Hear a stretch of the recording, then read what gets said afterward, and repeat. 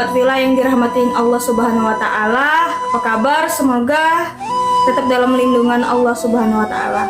Di sini saya sudah bersama Nur Fitri. Assalamualaikum Fitri. Salam. Gimana nih semenjak mau pakai cadar, terus prosesnya bagaimana? Awalnya saya pakai jilbab syar'i dulu ya, pakai syar'i ini sejak saya kan nggak pernah mencicipi yang namanya pesantren gitu kan, SD sampai tingkat SMA itu umum semua. Nah jadi kisahnya waktu itu pas lagi kelas 2 SMP nih, abang saya ngajak pengajian. Nah di situ saya dapat hidayah lah istilahnya kan.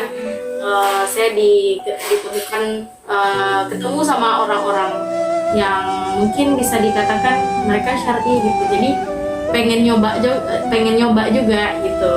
Awalnya coba-coba ternyata nyaman gitu. Dari situ semenjak kelas 1 SMA saya coba pakai cadar. Alhamdulillah, tapi di sekolah saya nggak pakai, tapi di rumah pakai gitu, karena di sekolahan nggak boleh. Kalau jilbab syar'i boleh, karena mungkin karena sekolah umumnya kan takut menjadi sorotan atau gimana gitu kan, takut terjadi konflik atau gimana. Jadi kalau di sekolah saya nggak pakai, di luar sekolah saya pakai gitu. Alhamdulillah semenjak tamat SMA saya mencoba untuk istiqomah sampai sekarang gitu.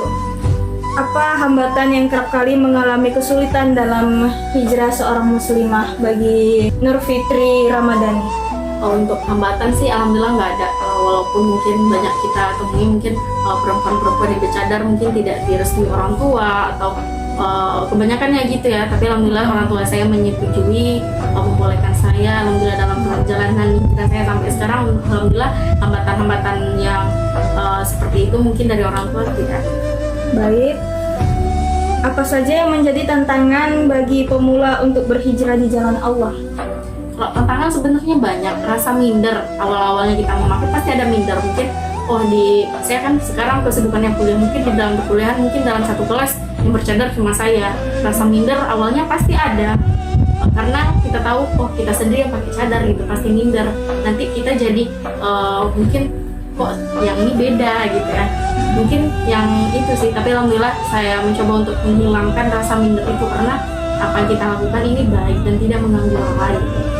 Bagaimana cara Ukti sendiri untuk mengayomi seseorang ataupun mengajak kebaikan dalam berhijrah? Alhamdulillah kan saya di jurusan manajemen dakwah, jadi sedikit banyaknya saya belajar. Kita tidak boleh untuk memaksakan kehendak orang lain. Kalau untuk sesama teman, mungkin kita bisa menasehati teman, misalnya apa yang dilakukan salah, atau mungkin teman-teman perempuan saya mungkin banyak yang kita temui perempuan-perempuan sekarang yang posting-posting yang nggak pakai hijab atau membuka aurat. Nah dari situ kita mulai sedikit-sedikit untuk berdakwah, karena kita tahu dakwah ini wajib bagi umat Islam untuk saling mengingatkan sesama umat gitu. Jika ada seseorang perempuan, teman Ukti sendiri, dan dia tidak ingin dinasehati, bagaimana cara anti menyampaikan kepadanya?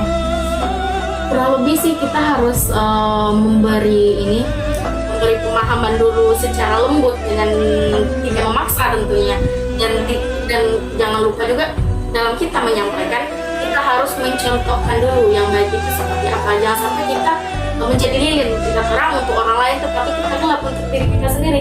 Jadi selain kita memberikan nasihat, memberikan masukan yang baik kepada teman, kita juga harus mencontohkan. Mungkin dengan begitu secara perlahan yang hatinya keras bisa menjadi lembut. Kita tahu batu saja yang keras, kita kasih air sedikit demi sedikit, pasti batu itu akan berlubang. Baik, insyaallah. Apa pesan terakhir yang akan anti sampaikan kepada akhwat Villa di luar sana yang ingin berhijrah?